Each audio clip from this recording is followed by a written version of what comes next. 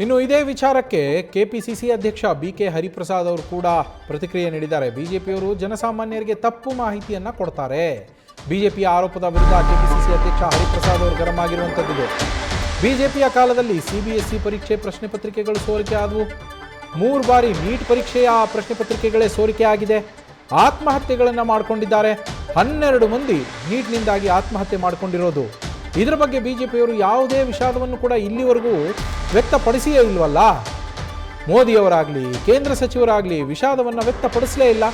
1.4 ಕೋಟಿ ಮಕ್ಕಳ ಭವಿಷ್ಯ ಏನಾಗಬೇಕು, ಇದಕ್ಕೆ ಅವರೆಲ್ಲ ಏನಂತಾರೆ ಅಂತ ಹೇಳಿ ಪ್ರಧಾನಿಯ ವಿರುದ್ಧವೇ ಕೆಪಿಸಿಸಿ ಅಧ್ಯಕ್ಷ ಬಿಕೆ ಹರಿಪ್ರಸಾದ್ ಅವರು ವಾಗ್ದಾಳಿಯನ್ನ ನಡೆಸಿರುವಂಥದ್ದು. ಬಿಜೆಪಿಯವರು ಮಾಡಿದ ಆರೋಪಕ್ಕೆ ಕೌಂಟರ್ ಕೊಡುವಂತಹ ಸಂದರ್ಭದಲ್ಲಿ ಕಾರ್ಯಕ್ರಮದ ಇಂಥ ಪ್ರಮಾದ ನಡೆದಿದೆ ಅಂತ ಏನಾದರೂ ಯಾವುದಾದ್ರೂ ವಿದ್ಯಾರ್ಥಿನಿಗಳು ಈ ಕಾರ್ಯಕ್ರಮದಿಂದ ಅವ್ರಿಗೇನಾದರೂ ತೊಂದರೆ ಆಗಿ ಪರೀಕ್ಷೆಯಲ್ಲಿ ಅವ್ರು ಹಾಜರಾಗಲಿಲ್ಲ ಅನ್ನೋದಿದ್ದರೆ ನಾನು ಭಾಳ ಆಳವಾಗಿ ಅದನ್ನು ವಿಷಾದ ವ್ಯಕ್ತಪಡಿಸ್ತೇನೆ. ಆ ವಿಷಾದ ವ್ಯಕ್ತಪಡಿಸೋದ್ರಲ್ಲಿ ನಮಗೇನು ಇದಿಲ್ಲ. ಇದಕ್ಕೆ ನಾವು ಮುಂಜಾಗ್ರತೆ ಕ್ರಮ ತೆಗೆದುಕೊಳ್ಳೋದ್ರಲ್ಲಿ ನಾವೆಲ್ಲ ಪೊಲೀಸ್ ಅಧಿಕಾರಿಗಳಿಗೆ ಮತ್ತು ನಮ್ಮ ಕಾಂಗ್ರೆಸ್ ಸೇವಾದಳದ ಕಾರ್ಯಕರ್ತರಿಗೆ ಭಾಳ ಸ್ಪಷ್ಟವಾಗಿ ನಾವು ಕೆಲವು ನಿರ್ದೇಶನಗಳನ್ನು ಕೊಟ್ಟಿದ್ವಿ. ಪೊಲೀಸ್ ಅಧಿಕಾರಿಗಳಲ್ಲಿ ನಾವು ಚರ್ಚೆ ಮಾಡಿ ಯಾವ ರೀತಿ ನಾವು ಈ ಕಾರ್ಯಕ್ರಮವನ್ನು ಮಾಡಬೇಕು ಅನ್ನೋದು ಸಹ ಅವ್ರಿಗೆ ವಿವರವಾಗಿ ಹೇಳಿದ್ವಿ.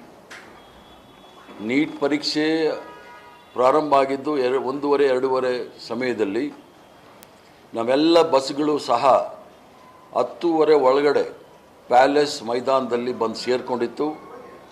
ಎಲ್ಲೂ ಸಹ ಸಮಸ್ಯೆ ಆಗಬಾರ್ದು ಅಂಥೇಳಿ ನಾವು ಪ್ಯಾಲೇಸಲ್ಲಿ ಇರ್ತಕ್ಕಂಥ ಎಲ್ಲ ಮೈದಾನದ ಜಾಗವನ್ನು ತೆಗೆದುಕೊಂಡು ಅಲ್ಲಿ ಎಲ್ಲ ವಾಹನಗಳನ್ನು ಅಲ್ಲಿ ಪಾರ್ಕ್ ಮಾಡಲು ನಾವು ಆಸ್ಪದ ಮಾಡಿಕೊಟ್ಟಿದ್ವಿ. ಆದರೂ ಸಹ ತಪ್ಪು ನಡೆದಿದೆ. ಕೆಲವು ಮಕ್ಕಳು ಅದರಲ್ಲಿ 2-3 ಮಕ್ಕಳನ್ನ ಭಾಳ ನಿರಂತರವಾಗಿ ಮಾಧ್ಯಮದಲ್ಲಿ ತೋರಿಸ್ತಾ ಇದ್ದರು ಮತ್ತು ಸೋಷಿಯಲ್ ಮೀಡಿಯಾ ಟ್ರೋಲ್ ಮೀಡಿಯಾದವರು ಆ ಮಕ್ಕಳನ್ನ ತೋರಿಸ್ತಾ ಇದ್ದಾರೆ. ಅವ್ರಿಗೇನಾದರೂ ಆ ಥರ ತೊಂದರೆ ಆಗಿದ್ದರೆ, ಅವ್ರಿಗೇನಾದರೂ 3 ಜನಕ್ಕೆ ಏನಾದರೂ ತೊಂದರೆ ಆಗಿದ್ದರೆ ಅವ್ರಿಗೆ ಆ ಮುಂದಿನ ಎಕ್ಸಾಮ್ ತೊಗೊಳಕ್ಕೆ ಎಲ್ಲ ರೀತಿಯ ಸಹಾಯವನ್ನು ಸಹ ನಾವು ಮಾಡಲಿಕ್ಕೆ ನಾವು ಸಿದ್ಧರಿದ್ದೇವೆ. ಅದರ ಜೊತೆಗೆ ಪದೇ ಇವ್ರಿಗೆ ಭಾರತೀಯ ಜನತಾ ಪಾರ್ಟಿಯವ್ರಿಗೆ ಕಾಂಗ್ರೆಸ್ ಪಕ್ಷದವರು ಏನೋ ಮಾಡಿದ್ದಾರೆ ಅಂತ ಹೇಳ್ತಕ್ಕಂಥ ಭಾರತೀಯ ಜನತಾ ಪಾರ್ಟಿಯವರು ಕೆಲವಕ್ಕೆ ಇನ್ನೂ ಸಹ ಉತ್ತರ ಕೊಟ್ಟಿಲ್ಲ.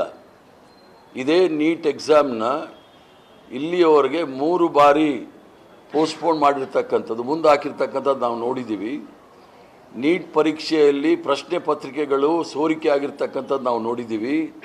CBSE ಪರೀಕ್ಷೆಗಳಲ್ಲಿ ಪ್ರಶ್ನೆ ಪತ್ರಿಕೆಗಳು ಸೋರಿಕೆ ಆಗಿರೋದು ನಾವು ನೋಡಿದ್ದೀವಿ. ಅದಲ್ಲದೆ ಹೋದ ಬಾರಿ ಸುಮಾರು 12ಕ್ಕೂ ಹೆಚ್ಚು ಜನ ಆತ್ಮಹತ್ಯೆ ಮಾಡಿಕೊಂಡ್ರು. ದೇಶದ ಸರೆಂಡರ್ ಮೋದಿ ಆಗಲಿ ಅಥವಾ ಶಿಕ್ಷಣ ಸಚಿವರಾಗಿರ್ತಕ್ಕಂಥ ಧರ್ಮೇಂದ್ರ ಪ್ರಧಾನರವರಾಗಲಿ ಯಾವುದಾದ್ರೂ ಒಂದೇ ಒಂದು ಆ ವಿಚಾರದಲ್ಲಿ ವಿಷಾದವಾದರೂ ವ್ಯಕ್ತಪಡಿಸಿದ್ದಾರೆ ಅನ್ನೋದು ನಾನು ಕೇಳಲಿಕ್ಕೆ ಇಚ್ಛೆ ಪಡ್ತೇನೆ.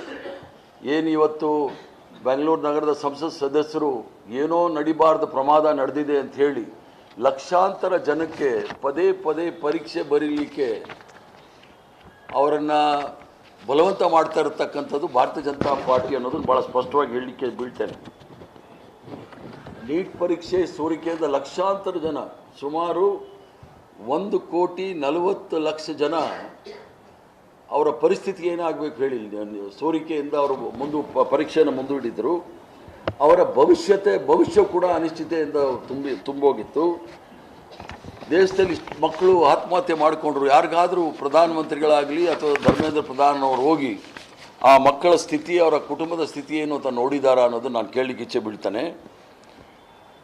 ಅದರಲ್ಲೂ ಸಹ ಕೆಲವು ವಿದ್ಯಾರ್ಥಿಗಳು ಆತ್ಮಹತ್ಯೆ ಮಾಡಿಕೊಳ್ಳೋ ಸಂದರ್ಭದಲ್ಲಿ ನೇರವಾಗಿ ಬಿಜೆಪಿ ಸಚಿವರ ವಿರುದ್ಧ ಆಕ್ರೋಶವನ್ನು ವ್ಯಕ್ತಪಡಿಸಿದ್ದಾರೆ. ಅವರ ಮೇಲೆ ಇನ್ನೂ ನ್ಯೂಸ್ ಫಸ್ಟ್ ನಿರ್ಭೀತಿಯಿಂದ ನಿಮ್ಮ ಪರವಾಗಿ.